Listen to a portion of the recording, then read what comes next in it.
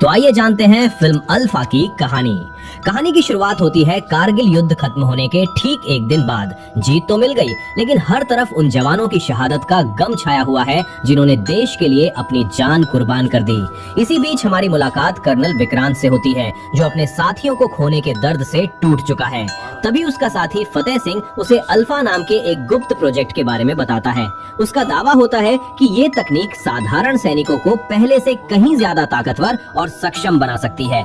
शुरुआत में विक्रांत को इस पर भरोसा नहीं होता, लेकिन फतेह पूरे विश्वास के साथ कहता है कि अगर ये मिशन सफल हो गया तो देश की सुरक्षा का भविष्य हमेशा के लिए बदल जाएगा। इसके बाद फतेह कुछ वैज्ञानिकों और डॉक्टरों के साथ मिलकर एक खास सीरम तैयार करता है। उसका दावा होता है कि इस इंजेक्शन के बाद इंसान की ताकत कई गुना बढ़ जाएगी। उसकी सुनने और महसूस करने की क्षमता सामान्य लोगों से कहीं ज्यादा हो जाएगी और वो खतरनाक परिस्थितियों में भी आसानी से टिक सकेगा। सेना के बड़े अधिकारियों के सामने इसका प्रदर्शन किया जाता है। शुरुआत में सभी लोग इसे शक की नजर से देखते हैं, क्योंकि इतना बड़ा फैसला लेना आसान नहीं था। लेकिन जब वे अपनी आंखों से इसके नतीजे देखते हैं तो हैरान रह जाते हैं। फतेह उन्हें समझाता है कि हर साल कितने सैनिक सीमा पर अपनी जान गंवा देते हैं और अगर ये प्रयोग सफल रहा तो हजारों परिवार उजड़ने से बच सकते हैं। उसकी बातें अधिकारियों को सोचने पर मजबूर कर देती हैं। आखिरकार लंबी चर्चा के बाद इस परियोजना को सीमित स्तर पर मंजूरी मिल जाती है। फतेह की खुशी का ठिकाना नहीं रहता, क्योंकि उसे लगता है कि उसका सपना अब सच होने वाला है। लेकिन इसी दौरान कहानी एक बिल्कुल अलग दिशा पकड़ लेती है।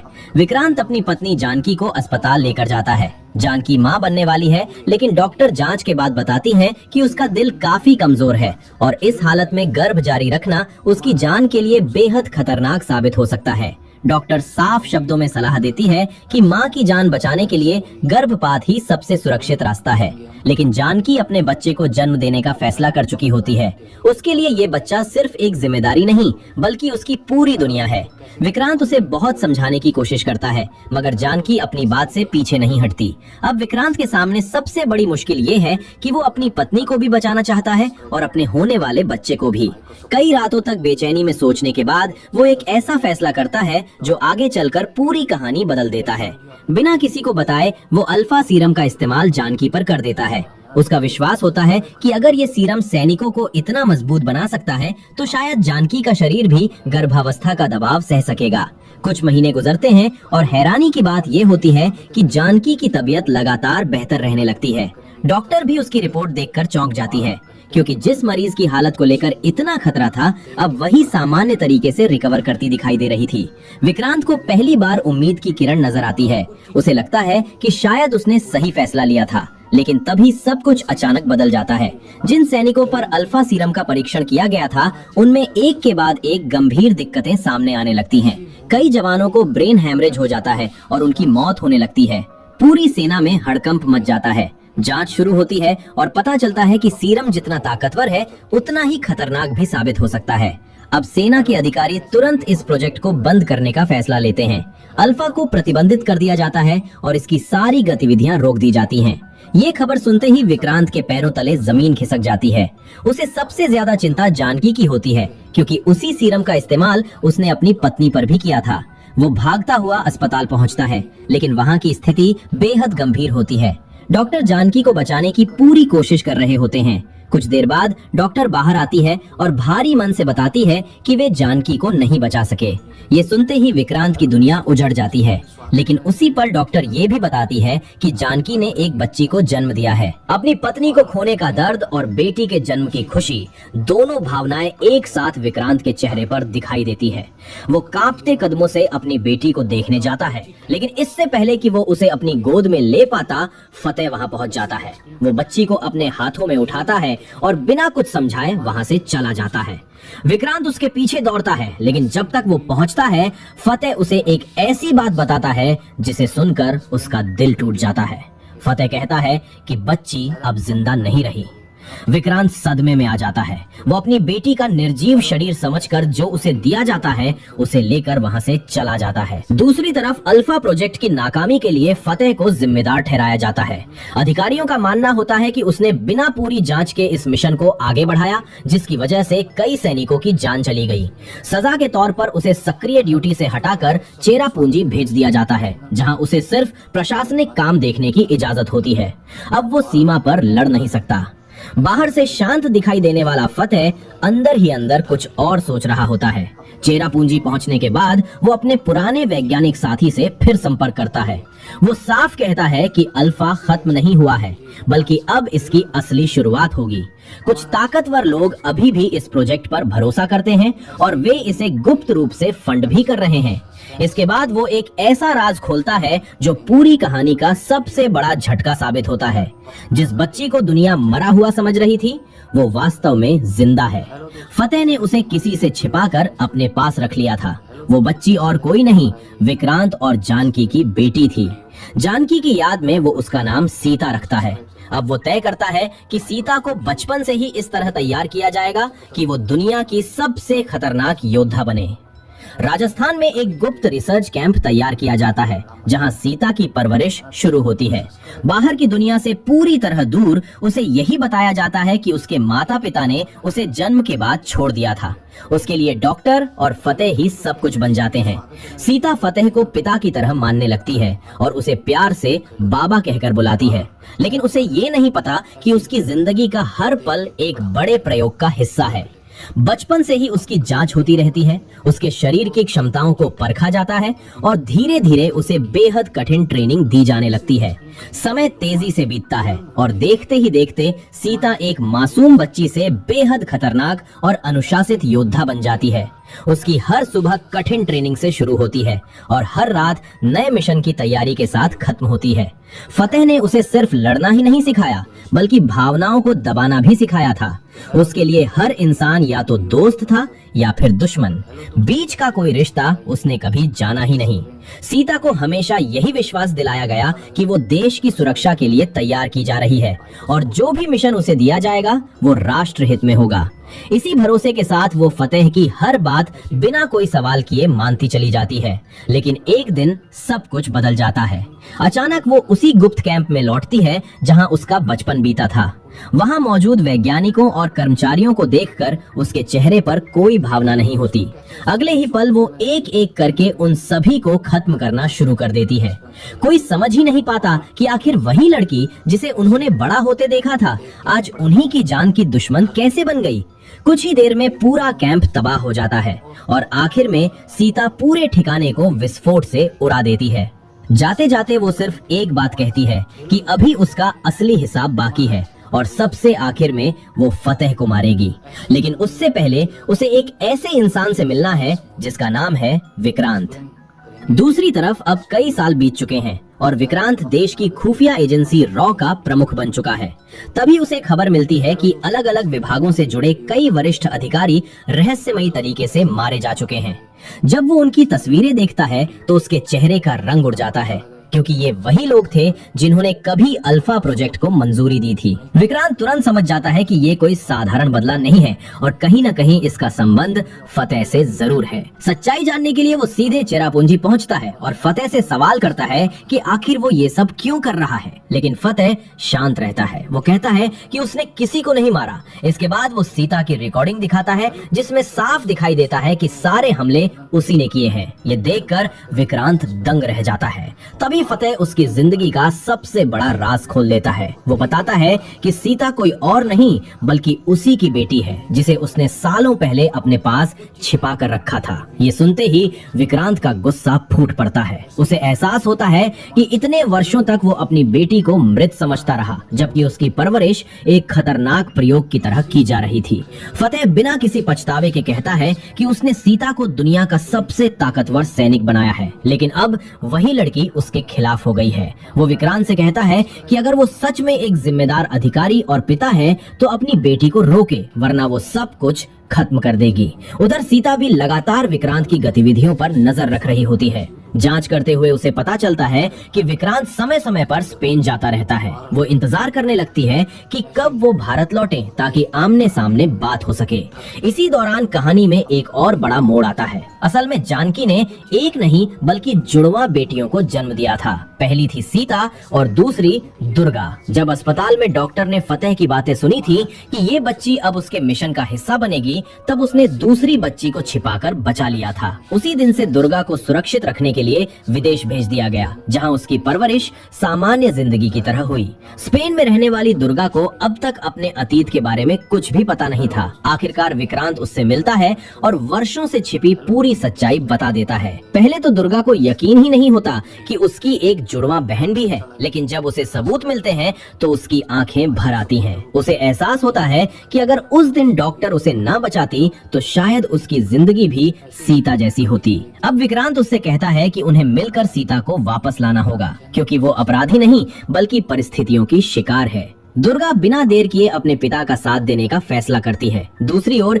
सीता को खबर मिलती है कि विक्रांत भारत लौट रहा है और श्रीनगर जाएगा। वो उससे पहले उसके घर पहुंच जाती है। घर में घुसकर वो हर चीज को गौर से देखती है, मानो पहली बार अपने अतीत को महसूस कर रही हो। तभी बाहर एक गाड़ी रुकती है और अंदर दुर्गा आती है। दोनों की असाधारण सुनने की क्षमता तुरंत उन्हें एक दूसरे की मौजूदगी का एहसास करा देती है। कुछ ही सेकंड में दोनों आमने सामने होती हैं और जबरदस्त लड़ाई शुरू हो जाती है। दोनों की ताकत और रफ्तार लगभग बराबर होती है। लड़ाई के दौरान सीता अपना चेहरा छिपाने वाला मास्क हटाती है और दुर्गा उसे देखकर ठिठक जाती है। वो महसूस करती है कि यही उसकी खोई हुई बहन है। दुर्गा उसे रोककर बात करना चाहती है, लेकिन सीता किसी की बात सुनने को तैयार नहीं होती। वो हमला जारी रखती है। तभी वहाँ विक्रांत पहुँच जाता है और दोनों के बीच आकर लड़ाई रोक देता है। इसके बाद दुर्गा धीरे धीरे सीता को पूरी सच्चाई बताती है कि वे दोनों बहनें हैं और सामने खड़ा इंसान उनका पिता है। ये सुनकर सीता के पैरों तले जमीन खिसक जाती है। उसकी पूरी दुनिया पल भर में बदल जाती है, लेकिन अगले ही पल उसके भीतर वर्षों का दर्द और गुस्सा बाहर आने लगता है। वो विक्रांत पर आरोप लगाती है कि उसने उसे बचपन में छोड़ दिया और उसे एक ऐसी जिंदगी जीने पर मजबूर किया जहाँ सिर्फ हिंसा थी। विक्रांत टूटे हुए दिल से कहता है कि उसे हमेशा यही बताया गया था कि उसकी बेटी जन्म के तुरंत बाद मर गई थी। अगर उसे जरा भी पता होता कि उसकी बच्ची जिंदा है तो वो पूरी दुनिया से लड़कर भी उसे वापस ले आता। सीता पहली बार उलझन में पड़ जाती है। उसे समझ नहीं आता कि किस पर भरोसा करे। तभी वो अपने अतीत के उन पलों को याद करने लगती है जिन्हें वो कभी सच मानती थी। वो बताती है कि कैसे 18 साल की उम्र में उसे पहला मिशन मिला था और पहली बार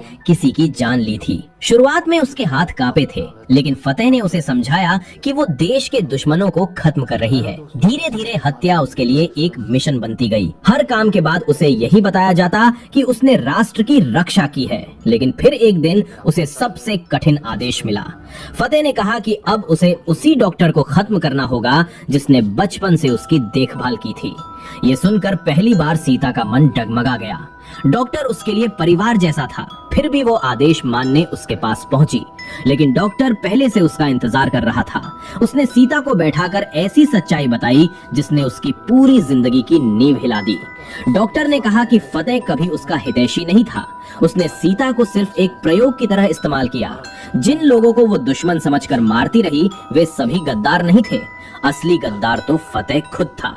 डॉक्टर ये भी बताता है कि सीता के शरीर में मौजूद अल्फा की खास क्षमता ही उसकी सबसे बड़ी जरूरत है।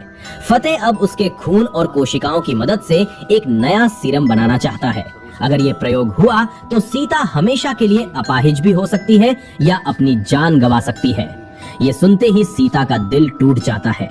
जिस इंसान को वो बाबा कहकर पुकारती थी वही उसकी जिंदगी खत्म करने की तैयारी कर चुका था। डॉक्टर उसे सलाह देता है कि वो विक्रांत से मिले, क्योंकि अब वही उसे पूरी सच्चाई समझा सकता है। इतना कहने के बाद डॉक्टर अपनी जान दे देता है ताकि फतेह उसके जरिए कोई और राज न जान सके। डॉक्टर की मौत सीता को भीतर तक हिला देती है। तभी वो फैसला करती है कि अब उसका अगला निशाना कोई और नहीं बल्कि खुद फतेह होगा। वो तुरंत विक्रांत और दुर्गा के पास लौटती है और पहली बार बिना गुस्से के उनसे बात करती है। विक्रांत उसे भरोसा दिलाता है कि अब वो अकेली नहीं है। चाहे जो भी हो वो अपनी दोनों बेटियों को सुरक्षित रखेगा। लेकिन बातचीत पूरी भी नहीं हो पाती कि विक्रांत को एहसास हो जाता है कि दुश्मन उनके बेहद करीब पहुंच चुका है। फतेह ने उनकी लोकेशन का पता लगा लिया था और उसके हथियारबंद लोग चारों तरफ से घर को घेर चुके थे। कुछ ही सेकंड में गोलियों की आवाज पूरे इलाके में गूंजने लगती है। सीता तुरंत जवाबी हमला करना चाहती है, लेकिन विक्रांत उसे रोकता है। वो पहले से तैयार था। उसने पूरे घर को बुलेट प्रूफ सुरक्षा से लैस कर रखा था। खिड़कियां अपने आप बंद हो जाती हैं और पूरा घर एक सुरक्षित बंकर में बदल जाता है। विक्रांत समझ जाता है कि अगर तीनों यहीं रुके रहे तो आखिरकार दुश्मन उन्हें घेर लेगा। इसलिए वो एक गुप्त रास्ता खोलता है और सीता व दुर्गा को आदेश देता है कि वे तुरंत वहां से निकलकर लद्दाख के एक सुरक्षित ठिकाने पर पहुंचें। सीता अपने पिता को अकेला छोड़ना नहीं चाहती, लेकिन दुर्गा उसे समझाती है कि कभी-कभी भरोसा ही सबसे बड़ा हथियार होता है। आखिरकार दोनों बहनें वहां से निकल जाती हैं और विक्रांत अकेले दुश्मनों का सामना करता है। वो अपनी रणनीति और अनुभव से कई हमलावरों को खत्म कर देता है। फिर जानबूझकर एक आदमी को जिंदा पकड़ता है और उससे फतेह को फोन करवाता है। उस सैनिक से कहलवाया जाता है कि सीता पकड़ी जा चुकी है। ये सुनकर फतेह खुद वहां आने का फैसला करता है और अपनी अगली लोकेशन भेजने की बात कहता है। इधर सीता और दुर्गा लंबा सफर तय करते हुए सुरक्षित ठिकाने की ओर बढ़ती हैं। रास्ते में पहली बार दोनों बहनों के बीच दिल से बातचीत होती है। दुर्गा अपनी माँ की अंगूठी निकालकर सीता को देती है और कहती है कि ये सिर्फ एक गहना नहीं बल्कि उनकी माँ की आखिरी निशानी है। शुरुआत में सीता उसे ठुकरा देती है। उसके लिए रिश्तों का कोई मतलब नहीं था, क्योंकि उसने पूरी जिंदगी प्रयोगशाला और ट्रेनिंग के बीच बिताई थी। लेकिन दुर्गा उसे समझाती है कि इंसान की असली ताकत उसकी भावनाएं होती है, सिर्फ उसकी ताकत नहीं। ये बात पहली बार सीता के दिल को छू जाती है। वो वापस जाकर अंगूठी उठाती है और उसे पहन लेती है। यही वो पल होता है जब दोनों बहनों के बीच भरोसे का रिश्ता बनना शुरू होता है। आखिरकार वे सुरक्षित ठिकाने के पास पहुंचती हैं, जहां उनकी मुलाकात कबीर से होती है। पहले तो वे उसे दुश्मन समझ बैठती हैं, लेकिन जल्द ही पता चलता है कि वो भारत का एक अनुभवी जासूस है और इस मिशन में उनकी मदद के लिए मौजूद है।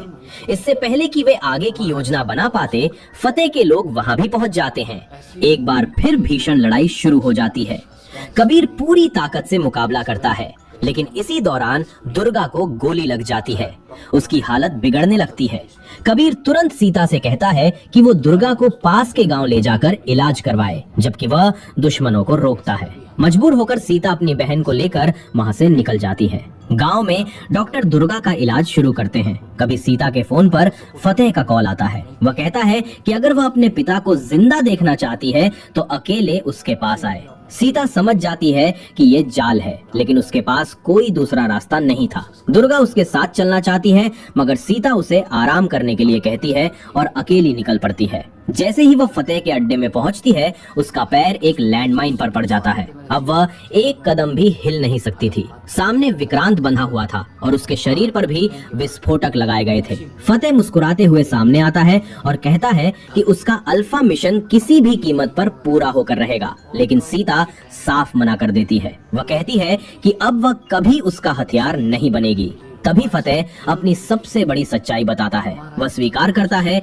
कि वह भारतीय नहीं बल्कि पाकिस्तान का एजेंट है। कई साल पहले वह सीमा पार करके भारत आया, एक परिवार की पहचान चुराई, नकली दस्तावेज बनवाए और भारतीय सेना में भर्ती हो गया। वहां से मिली हर गोपनीय जानकारी वह पाकिस्तान तक पहुंचाता रहा। कारगिल युद्ध में पाकिस्तान को हुए भारी नुकसान के बाद उसने अल्फा प्रोजेक्ट शुरू किया, ताकि भविष्य में अपने देश के लिए अजय सैनिक तैयार कर सके। अब तक जो लोग उसे फंड दे रहे थे वे भी पाकिस्तान से जुड़े थे। विक्रांत ये सच सुनकर स्तब्ध रह जाता है। इतने सालों तक जिस इंसान पर उसने भरोसा किया वही देश का सबसे बड़ा गद्दार निकला। तभी फतेह एक और झटका देता है। उसे अब दुर्गा के बारे में भी पता चल चुका था। सुरक्षित ठिकाने पर हुए हमले के दौरान उसके लोगों ने सब रिकॉर्ड कर लिया था। उसी जानकारी के आधार पर दुर्गा का अपहरण कर लिया गया था। अब उसका नया लक्ष्य सीता नहीं बल्कि दुर्गा थी। ये सुनते ही सीता और विक्रांत बेचैन हो उठते हैं, लेकिन वे दोनों बंधे हुए थे और कुछ नहीं कर सकते थे। फतेह उन्हें मरने के लिए वहीं छोड़कर अपनी टीम के साथ सीमा की ओर निकल जाता है। कुछ देर बाद विक्रांत अपनी सूझबूझ से खुद को और सीता को आजाद कर लेता है। दोनों बिना समय गवाए फतेह के पीछे निकल पड़ते हैं। उधर सीमा के पास मौजूद कुछ सैनिकों को भी फतेह की गतिविधियों पर शक होने लगता है। इतने सारे हथियार और संदिग्ध लोगों को देखकर वे सवाल पूछते हैं। जवाब देने की बजाय फतेह अपने लोगों से उन्हें बंदी बना देता है। वह दुर्गा से झूठ बोलता है कि विक्रांत और सीता अब जिंदा नहीं रहे। दुर्गा टूट जाती है, लेकिन उम्मीद पूरी तरह नहीं छोड़ती। तभी अचानक वहाँ गोलियों की आवाज गूंजती है। विक्रांत और सीता समय रहते वहाँ पहुँच चुके थे। दोनों दुश्मनों से लड़ते हुए आगे बढ़ते हैं। लड़ाई के दौरान विक्रांत घायल हो जाता है, लेकिन वह सीता से कहता है कि मिशन नहीं रुकना चाहिए। सीता अकेले लड़ाई जारी रखती है। कुछ ही देर में उसकी गोलियां खत्म हो जाती हैं। तभी दुर्गा मौका देखकर खुद को आजाद करती है और बंद किए गए भारतीय सैनिकों को भी बाहर निकाल देती है। अब पूरा माहौल बदल जाता है। भारतीय सैनिक, कबीर, दुर्गा और सीता मिलकर फतेह के लोगों पर टूट पड़ते हैं। आखिरकार मैदान में सिर्फ फतेह और सीता आमने सामने रह जाते हैं। दोनों के बीच जबरदस्त हाथापाई होती है। फतेह का अनुभव और सीता की रफ्तार टक्कर की होती है। कई बार लगता है कि सीता हार जाएगी, लेकिन इस बार उसके पास सिर्फ ताकत नहीं बल्कि अपने परिवार की याद और सच का साथ भी था। लंबी लड़ाई के बाद वह फतेह को गंभीर रूप से घायल कर देती है। तभी विक्रांत भी वहां पहुंच जाता है। फतेह व्यंग करते हुए कहता है कि विक्रांत उसे मार नहीं सकता, क्योंकि कानून उसे गिरफ्तार करने की इजाजत देता है, गोली मारने की नहीं। विक्रांत शांत स्वर में जवाब देता है कि वह सही कह रहा है। अगर वह गोली चलाएगा तो कई सवाल उठेंगे, लेकिन सीता पर कोई ऐसा बंधन नहीं है। ये कहते हुए वो अपनी पिस्तौल सीता की ओर बढ़ा देता है। सीता कुछ पल फतेह की ओर देखती है। उसके सामने अपने बचपन की हर तकलीफ, हर झूठ और हर धोखा घूम जाता है। फिर वह बिना हिचकिचाए ट्रिगर दबा देती है। फतेह की कहानी वहीं खत्म हो जाती है। कुछ समय बाद हालात सामान्य होने लगते हैं। विक्रांत अपनी दोनों बेटियों के साथ नई शुरुआत करता है। वह उनसे कहता है कि अब फैसला पूरी तरह उनका होगा। वे चाहें तो सामान्य जिंदगी जी सकती हैं या फिर देश की सेवा के लिए खुफिया एजेंसी का हिस्सा बन सकती हैं। इस बार फैसला किसी और का नहीं बल्कि उनका अपना होगा। सीता पहली बार आजाद महसूस करती है और दुर्गा मुस्कुराते हुए अपने पिता की ओर देखती है। दोनों बहनें देश के लिए काम करने का फैसला करती हैं, लेकिन इस बार किसी प्रयोग का हिस्सा बनकर नहीं बल्कि अपनी इच्छा से। इसी उम्मीद के साथ कहानी खत्म होती है कि असली ताकत सिर्फ शरीर में नहीं बल्कि सही फैसले लेने की हिम्मत और अपने लोगों के साथ खड़े रहने में होती है। तो दोस्तों, अगर आपको ये मूवी एक्सप्लेनेशन पसंद आया हो तो वीडियो को लाइक करें और ऐसे ही शानदार मूवी एक्सप्लेनेशंस देखने के लिए चैनल को सब्सक्राइब करना बिल्कुल मत भूलिए।